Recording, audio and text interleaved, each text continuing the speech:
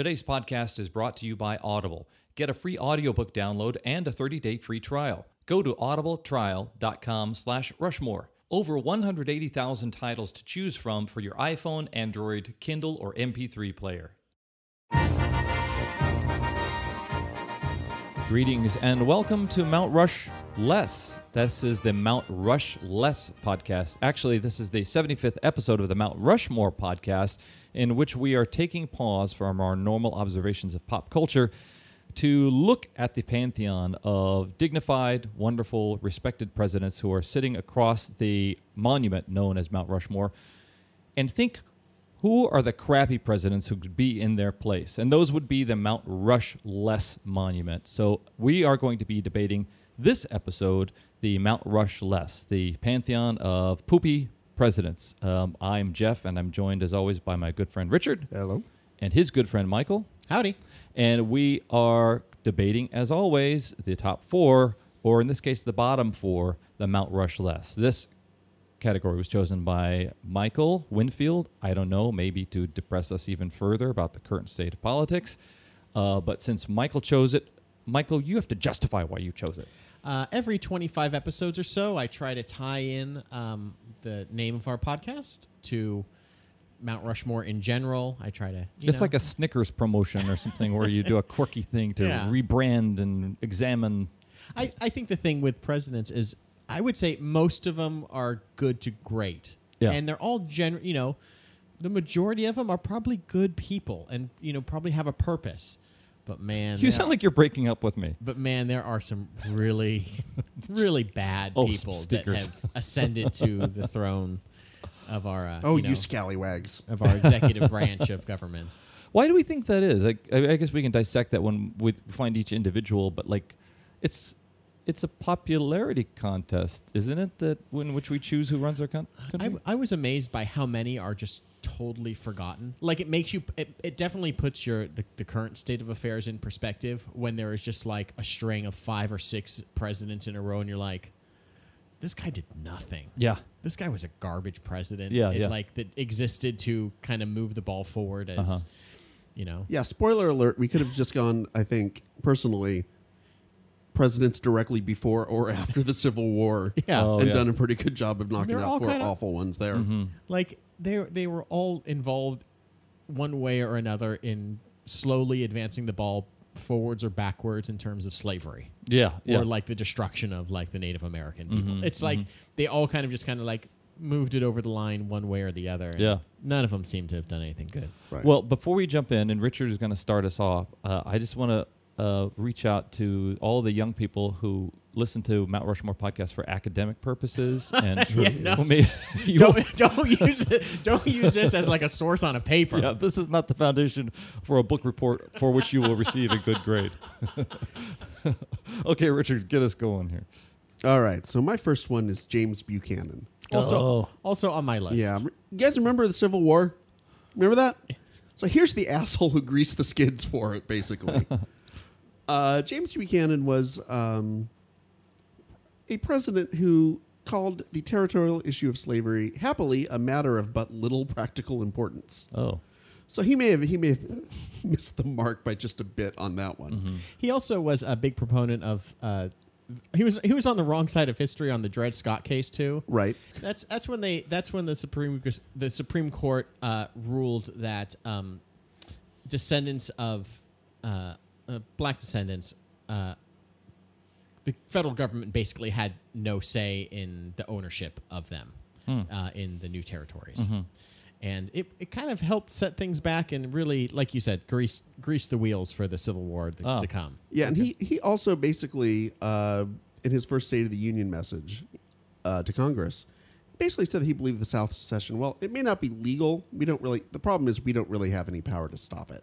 Oh. He was pretty much hands-off about the whole process of the South wanting to secede, which did not help things on any level. Could he have stopped it, though? I don't know that he could have stopped it. But he should have taken proactive action. It certainly could have done something better than nothing, which is what he did. His final message to Congress was also basically the same, saying like, you guys can't do anything. You guys should maybe maybe it's the southern states' rights. Maybe they're, maybe it's right for them to revolt. Basically. Yeah. He was very much a states' rights or territories' rights person, as in, the southern states had the right to determine whether or not they wanted to be a slave state. Mm-hmm. It's funny in the episode of Quantum Leap when Scott Bakula jumps back into the body of James Buchanan, right. How he's confronted with all these challenging topics. And Sam is there like, Sam's there's a 78% chance that you're going to start the Civil War if you make this choice. Why do you open with this? That was one sound effect that I could not get when we talked about Quantum Leap. Oh, really? In our Mount Rushmore of Time travel. I couldn't get that device, the sound of that. Whatever. I looked so hard for I was like squidgy noise. And I did that thing where it's like, that one that it is like, blah, blah, blah, blah. And it's just like, so if anyone works sound effects, please send it to us. Please send us to us. You both chose him. Yeah, I think he's someone who is, I think, historically thought of as one of the worst presidents. Mm-hmm. Probably one of the earliest worst presidents. Yeah. And someone who basically left the mess that Lincoln had to step into and try to deal with. Okay. For my categories this week, what I basically did is I looked at what Mount Rushmore is and who's represented on it, and I tried to find their opposite. Mm-hmm. And I thought to myself, James Buchanan was the one that got us into this mess, or helped get us into this mess, and he was the opposite of Lincoln, who really helped get us out. I mean, he also got his brains blown out, so tough luck, Lincoln.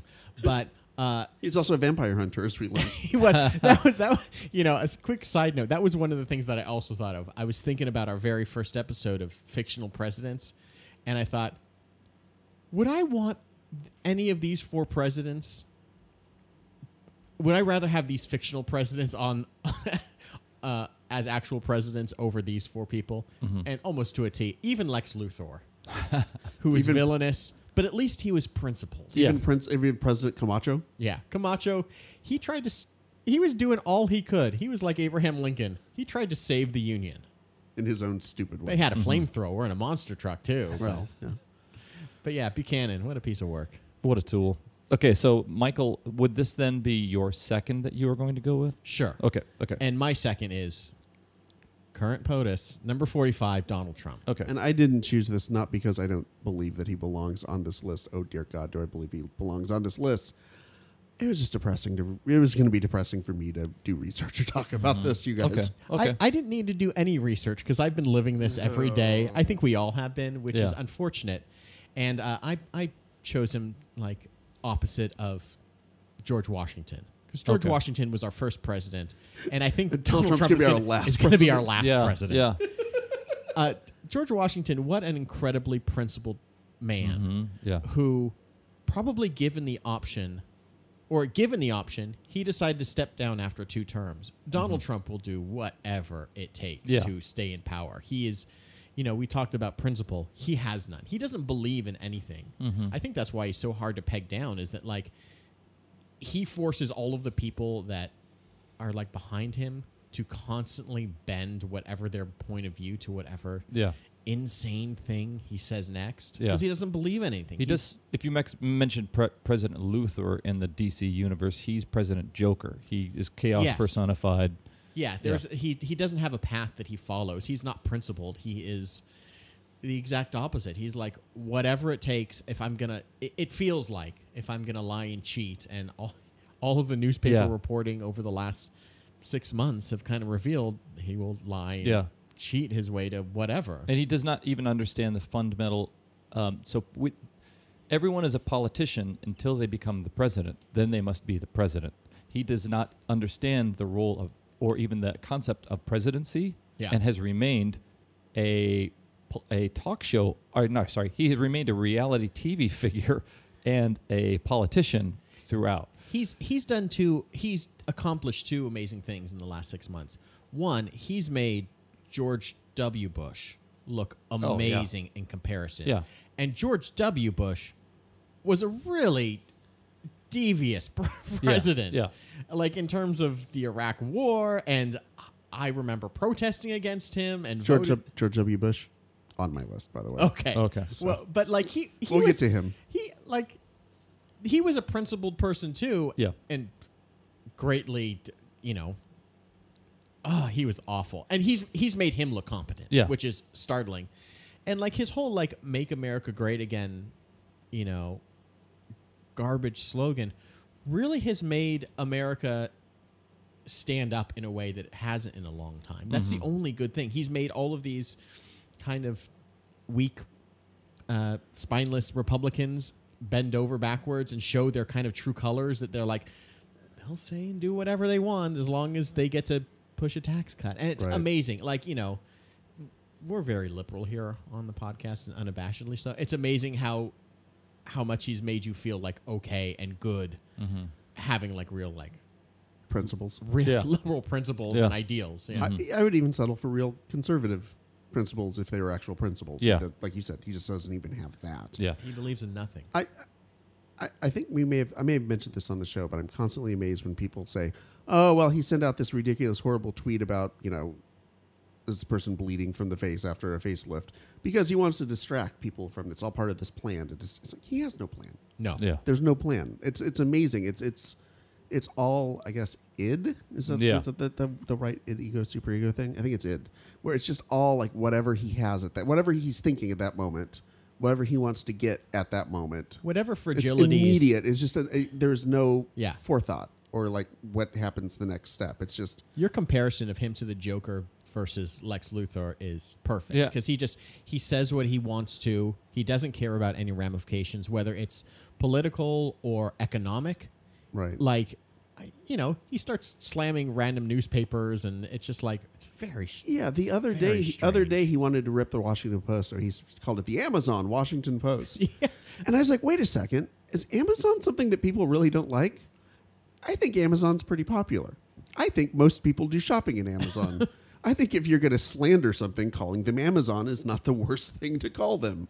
It's call them Walmart, call them Costco, maybe, or I don't know. He has no concept of Best what products. those things mean either. Like he was slamming. I can't believe we give any sort of gravitas to what to the garbage tweets that he puts out. Elizabeth Warren, he keeps calling her Pocahontas. Like, It's the most awful. It's awful. 100% he doesn't know anything about Pocahontas. Yeah. It's just a word that is, vaguely insulting to him. Yeah. And like he just, God, I hate him. Sorry I brought him up. I mean, guys. the whole... He's awful. Guys, I've had one heart attack. I don't need two. I was thinking that once this may seem trite to people who lived through the JFK assassination, but here goes. I felt like when he was nominated, it was ridiculous, but when he was elected, I felt like the presidency was assassinated. It felt like the concept of the office and what we perceive about it to be immutable, not based on the person sitting in that chair, but based on the role and how it's been defined throughout the centuries. It just seemed like that was just obliterated. Yeah. So that's how it feels to me. People felt that same way about James Buchanan too back in the day. They totally did. Yeah, like, if they would have had, Buchanan. if Buchanan would have had a Twitter, watch out, sparks would have flown. Hashtag civil rights. Oh, so Richard, do we want to go to your second? Yeah, we go to my second, Okay. and I was going to go chronologically, but since you brought up George W. Bush, I think I feel We're like, all over the place. Yeah, we need to mention this. George W. Bush, remembered for being as dumb as a bag of rocks, which is good for him since we forget all of the evil shit. Yeah. I mean, really, when you think of George W. Bush, you think of kind of this, what you really think of is Will Ferrell doing George W. Bush. You have a caricature of this vaguely unintelligible man. Kind of goofy, sort of almost like a dad joke sort of guy who's not the smartest guy in the world, but kind of, you'd want to have a beer with him even if you didn't agree with him type of person. And even if he didn't have a beer because he was an alcoholic. Right. But yeah, but even still, like you'd have the beer and he'd have his O'Doul's or whatever, and you'd sit down and you watch a baseball game together. Sure. That's kind of what you think about. And it's like you forget him and his cronies did some bad shit. Yeah. War in Iraq for mostly trumped up reasons. Check. Wasting a budget surplus on tax cuts for the wealthy. Check. No Child Left Behind, which every teacher and school administrator I knew hated. Check. Completely obliterating human rights. Mm-hmm. Check. owning the Texas Rangers, the most boring baseball team imaginable. Double check. Ousting Valerie Plame, CIA agent. Yeah. That was his administration. Yeah, that was outing her and bad stuff. And he was just a horrible person. I mean, that's the thing. Now you said like with Trump, it's like it makes him look good. And it's like, no, he wasn't good. Avoided military service. Didn't he do that too? Yeah. It was like an Air National Guardsman in Texas, but nobody could really figure out when he was actually there or what his service was. I remember like the 2004 election, and John Kerry lost because there was an image of him windsurfing. Oh. And there was an ad that was like, he doesn't know which way the wind blows, and he flip-flops, and it's just, like, that's what brought him down? It seems so it seems quaint. So, it seems so adorable. And it's like, I can't believe that this guy lost to this other doofus. Yeah, I mean, just think how different the world would have been if, 300 votes would have gone differently in Florida. Crazy. It just it boggles the mind. Yeah. And where it would have gone. But yeah, George W. Bush just, and it's easy to say, well, it was really Cheney and those guys who were really the evil ones. And maybe George W. Bush didn't. It's like, no, don't try to pass the blame off on him, and don't retroactively try to make him seem like something that he wasn't. Yeah. You know what's funny? I feel like after Trump, Bush has taken the Reagan role, in which he seems to be this paternal, beloved figure relative to the orange-haired baboon that's in the seat right now. Right. Which I think is interesting. Or to switch parties. I mean, Carter was a pretty not hated, but lost in a landslide. Yeah. And now you look, 20 years later, and he's everyone's favorite grandpa, building Habitat for Humanity homes in these. Yeah. No, George Bush doesn't do that. Fuck that. Never mind. What am I saying? Okay. Fuck it. He clears brush from his own ranch, and then paints terribly. Oh, yeah, his paintings. Well, you know what gained him points is his perceived. Well, you know what I believe gained him points is his association with the Obamas in post presidency. You see him and Michelle and Barack hanging out, and he was hanging out with Clinton too Yeah. after not Katrina because he hated black people, but it was something else, right? Wasn't there something else where he worked with Clinton on on Sandy or something maybe? Well, I think it goes back to what you mentioned earlier, Jeff. It all does. Always at all times. Is it that there is a dignity with the office of the president, and then the individual presidents, there have been 45 of them, and that's it. They understand that it's the biggest office in the land, and they understand that there's a responsibility there. So even though like the politics of one president to another may differ greatly, they seem to still respect each other. It seems almost that Trump is not going to be the one that's invited to christenings. And I think I saw someone say it on Twitter the other day, is like, there is not going to be a USS Donald J. Trump aircraft carrier commissioned ever. If there is, it'll be the biggest. It's going to be a garbage scow. Yeah. what books will be in that library, the Trump? It's going to be all his books, and you have to buy them. It's not going to be a library. It's just going to be a bookstore for his crabby, awful books. A big, like, golden tower library with Trump library on it, and it goes bankrupt within, like, the first year. You have to use your Trump card to get into it. Last thing about George W. Bush, it's like, he had a 90% approval rating, like, immediately post 9/11. Anybody would have. Yeah, and it's like... I did, and I was I wasn't even 22. present. And you were a terrorist. And he managed to throw that all away in the course of, like, a few years. I mean, it's hard to do. Yeah. It's hard to squander that kind of goodwill that quickly, and he managed to do it. God bless him. For you, the listeners of Mount Rushmore Podcast, Audible is offering a free audiobook download with a free 30-day trial to give you the opportunity to check out their service. Now, one thing you could check out is the book Mount Rushmore, The History and Legacy of America's Most Unique Monument. Because if you came here looking for actual information about Mount Rushmore, you'd probably be disappointed because we just argue about pop culture BS. To download your free audiobook today, go to audibletrial.com/Rushmore. Again, that's audibletrial.com/Rushmore for your free audiobook. We are at our halftime discussing not the Mount Rushmore, but the Mount RushLESS of American presidents. And we are going to invite you to take a little break from the trauma that is being inflicted upon our nation with President number 45 and go back in time. Download, rate, and review our past episodes. Go back to a friendlier time when we were discussing breakfast cereal and snack foods and which month was the coolest and stuff like that. I still say May's pretty good. May's the bomb. So we'd like you to also give us your suggestions of future topics we can discuss by going on Facebook and joining the community there. Pretty much just go to Google and type in Mount Rushmore Podcast, and you'll see all the places we are. Bum bum bum bum bum bum bum bum bum bum bum. Literally bums. Bums. Literally bums.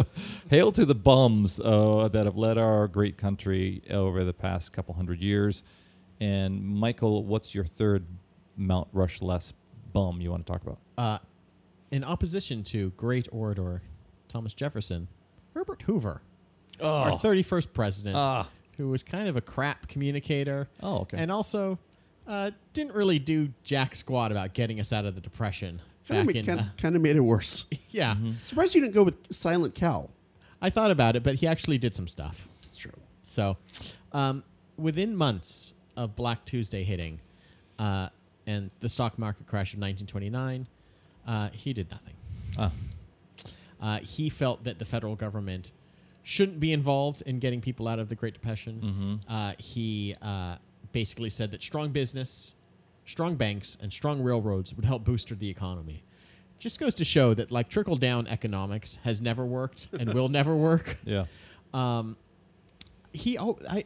There's a faction of America that thinks that the rich are going to come in and save everything. That the rich getting richer are going to... You know what that fraction of Americans are? The rich. The rich. They love it. He thought that allowing like the government to put people on the dole would basically weaken the economy. Oh, yeah. And all of his policies resulted in not only him losing the greatest... by the greatest loss in presidential history. He lost 472 to 59 to Franklin Delano Roosevelt. A man who couldn't even walk. That's the worst defeat ever given by a man with polio to someone without polio. But his legacy was basically like the small towns that were built up around America basically were tagged with his name. The like Hoovervilles. Like all the shanty towns and all of the Depression, everything was like, maybe it was, not his policies that led to the Great Depression, but he basically, didn't get us out of it in any way. And so he's the one who said, the only thing we have to fear is not fear itself. No, wait, somebody else said that. The only thing we have to fear is a decades-long crippling depression. Decades-long crippling depression. There are presidents like this that their inaction, and it's another later on another pick of mine. Kind of the people that don't do anything are the ones that history doesn't smile gladly upon. The people that serve their own self-interests and serve a smaller fraction of society. It really just it's amazing how often that's their death knell. Yeah, you don't think of snapshots in which a president had all the information that they needed yet was inactive. And I think of like the image of George W. playing a guitar, and then he's like goofing around on a guitar when he heard about Hurricane Katrina or something like that. There's some picture of him. Did you have a dream about this? No. I'll find the picture. But there's some and then was there picture a giant of him monkey just like that flew in? I'll find it. But you can stop and go, well, what did they know? Is it hindsight that makes us judge their inaction or action poorly and says, oh, they should have done this, they should have done that, if only they had all this information that we call history that is at our disposal?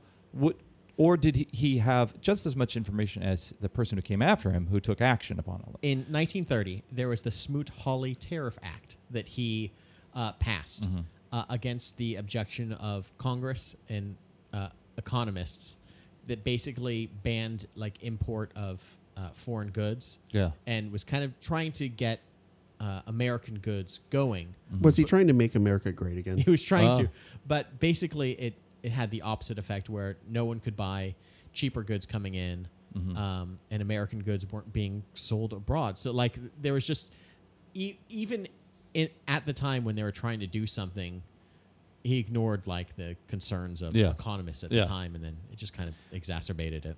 I think the most unforgivable thing he did was being in the musical Annie as a reference. That shrieking harpy of a child.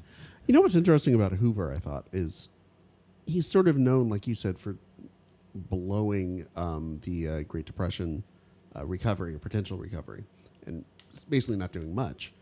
But he kind of came. He was not a politician. I mean, he was like a miner and a businessman who became involved in like relief efforts in Belgium and Europe after World War I, and basically was the person who cut through the red tape and made sure that the right funds and food and supplies got to Belgium and other places that were affected by World War I. And then he was named Secretary of Commerce eventually because of that. And there was a giant flood. The Mississippi River flooded. And there was a huge humanitarian crisis. This is like in the 25, 26, I think. And he is the person who went in there and made sure that it basically led the relief efforts. Oh, okay. So that was like his thing. It seems like that was his Joshua Tree, and every album after that was pop. Was Zoo. Yeah, basically. Zootopia or whatever that is. Zooropa. Zooropa, yeah. He is the fly. Well, it always seems to be a mistake that there are some attributes of your personal life or like a non-political life that can be applied. And as we've seen with our current president, these things, and like this guy, like just because you're good at one thing doesn't necessarily mean that skill set applies to another. If Grant was a good president, was a good general, didn't mean he was going to be a good president. Right. Okay. Or what about his tomb? Where is that? Who's buried in that thing? No. His wife. Richard? All right. My third. My third. So I did the president directly preceding Lincoln, James Buchanan, and now I'm going to do the president directly after Lincoln. You bookended him. Andrew Johnson. Yeah. I could have had my pick Andrews. Andrew Jays. Could have gone either way with that one. Yeah, Jackson was kind of a terror too. I mean, basically, it's like, did I want to pick a racist or someone who made the Trail of Tears? Both would have been good picks, but I was getting, like I said, too loaded up in like mid 1800s crap presidents. So Andrew Johnson, hated in the South and then hated in the North. Originally hated in the South because as a Tennessee senator, he was the only senator to remain in the U.S. Senate after the vote for Confederacy. So everyone in the South kind of considered him to be a turncoat. Oh. And then he was hated in the North because once he became president, his staunch anti-abolitionist beliefs kind of came to the forefront. He opposed citizenship for former slaves, and his form of Reconstruction allowed Southern states to basically re-enter the Union without having to change any of their policies towards former slaves. His argument was, well, they didn't really leave in the first place. They didn't really have a legal standing to leave America in the first place. So they don't have to do anything. Don't have to do anything to come back. Yeah. Yeah. Basically, we fought this bloody war, with ourselves, and the Union won, and then we immediately gave the reins over because of assassination to a total racist Southerner who basically did everything he could to undo the victory. Oh wow! So. Thanks for your service at the Civil War, guys. Sorry about everyone's arms and legs getting blown off and gangrene, but this guy's going to take a crack at it. Well, it's good. I mean, I'm talking about. Is this like I'm when talking Rihanna? About us like I'm talking about like a sports team from my own town. We didn't actually vote for him. He took over after Lincoln was assassinated. Yeah, it's true, but he was on the ticket because basically Lincoln wanted to have someone that would appeal. This is restoration. This is the Reconstruction. That basically would appeal to the non-northern kind of liberal Republicans at the time. Yeah. Wound up getting impeached because he kept butting heads with the Republican at the time Congress, who basically Andrew Johnson didn't understand that he couldn't just do something and make it so. Does this sound familiar at all? The main cause of the impeachment was over the 1866 Tenure of Office Act, which basically prevented the president from firing cabinet members on his own without getting authorization from the Senate. So if you could picture a president being crazy enough to just think he can fire people willy-nilly for no reason at all. I can barely imagine that. Can barely imagine what that would look like. So he unilaterally fired Edwin Stanton, who was his Secretary of War, also was Lincoln's, but was not someone whose opinion he valued. When Stanton learned he was fired, he was told by the congressional Republicans to go into his office and lock the door and don't come out. And he did that until several hours later when the Republican Congress was able to basically vote to block his firing. So if you could picture Edwin Stanton, one of the most powerful men, in America, in his office, having to lock the door and, I don't know, like put file cabinets up to make sure they don't like a zombie movie or something. Yeah, to make sure that the security guards don't come and like take him off like you just got fired from your job at IBM or something. Yeah. They don't want you taking secrets. Yeah. Insane. And the only president to actually go through an impeachment proceeding avoided impeachment by one vote. And one vote's not a lot. It's less than two. Yeah.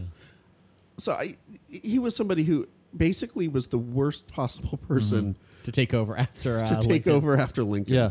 He was in a lot of ways. I didn't do this with the categories, but he was almost the anti-Lincoln. He was somebody who was not very eloquent, somebody who was a racist, somebody who did not understand politics and his powers. So yeah, basically the absolute worst person to try to unite the country after this bloody conflict. Yeah.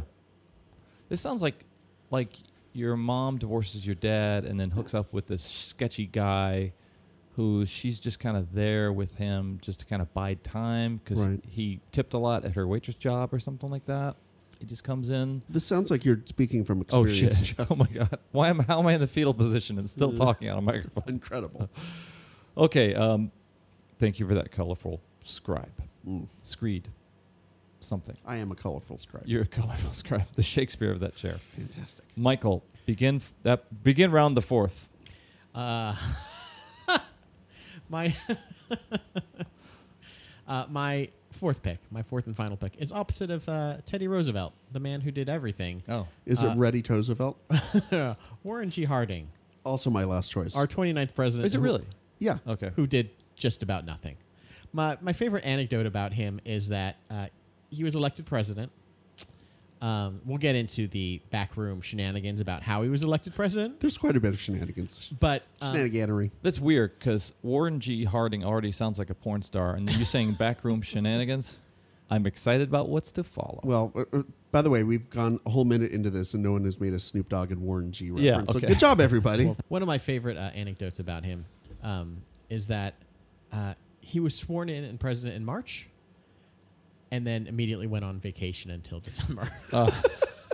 Basically, can we get our current president to do that? That'd be great. He went to go play golf with some of his buddies down in Texas for 6 months. Well, transportation took longer back then, right? They did have airplanes by then. Okay. They did trains. They were not. There was not like mules. They were not like. This was not like the covered wagons. He didn't have to walk. Headed westward ho. With his presidential bindle stick. My first act as president, if we were just coming out of World War I, would be like, you know what? This is tough on me too. Yeah. I'm gonna go take a powder for 6 months. Yeah. Woo, It's almost like President Matthew McConaughey. Y'all got this. He was only president for 2 years because he died in office. And I didn't put William Henry Harrison on there, who died barely a president. Yeah, who died for 31 days because he didn't have enough time to be a good or a cruddy president.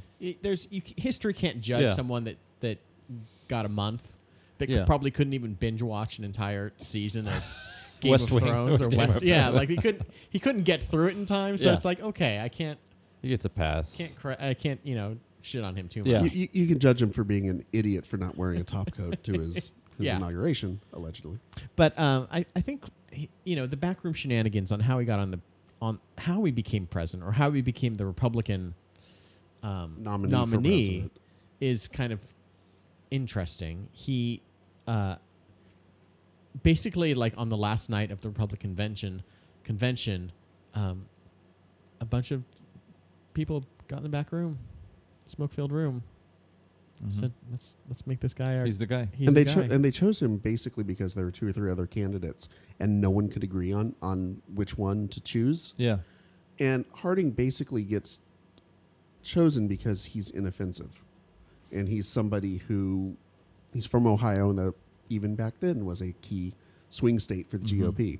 So they thought he could carry Ohio, and B, he's kind of just this guy. Yeah. Like nobody really has a strong opinion on him, so can't really tar and feather him with anything. Mm-hmm. And he's probably somebody we can control pretty easily as well. Yeah. So that's why he gets the Republican nomination, not through anything he did. My tagline for him was actually Warren G. Harding, unqualified and corrupt. Other than that, he was great. Other than that, yeah. In his own words, he said, "I am not fit for this office and should never have been here." Oh my God. I wonder if that's on his gravestone. I think it's on his trading card for sure.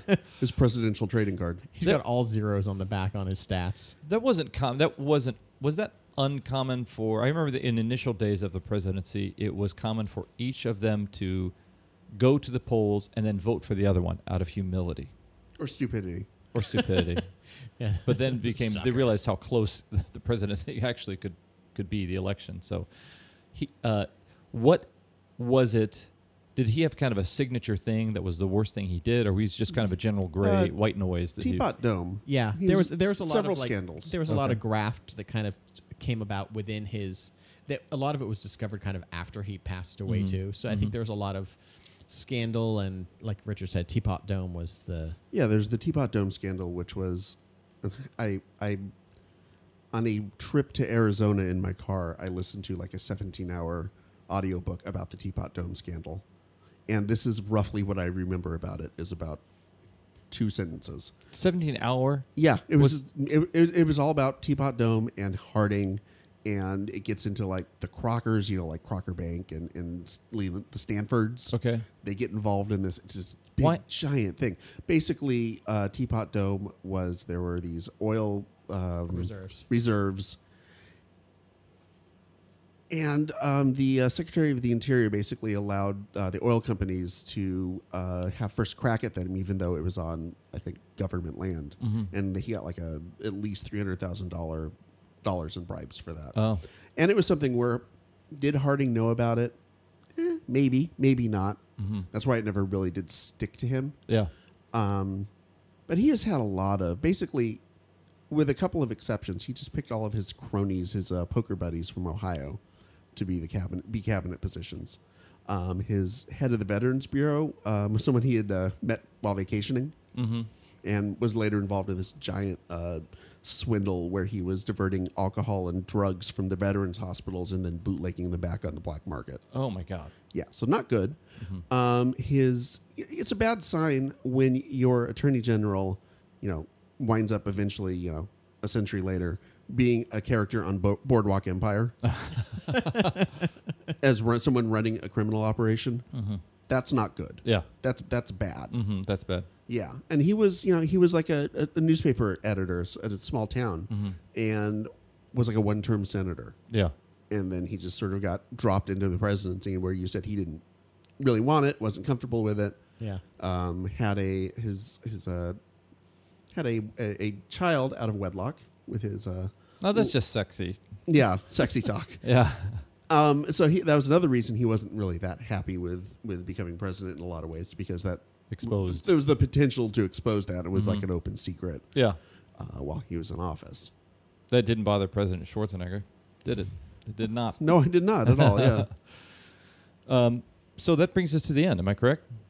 Yeah. Yeah. Okay. So I need to confess to you guys, I don't know jack shit about history or presidential history. Just throw a dart at a board. So you know what I'm going to do? You're perfectly qualified to be a president.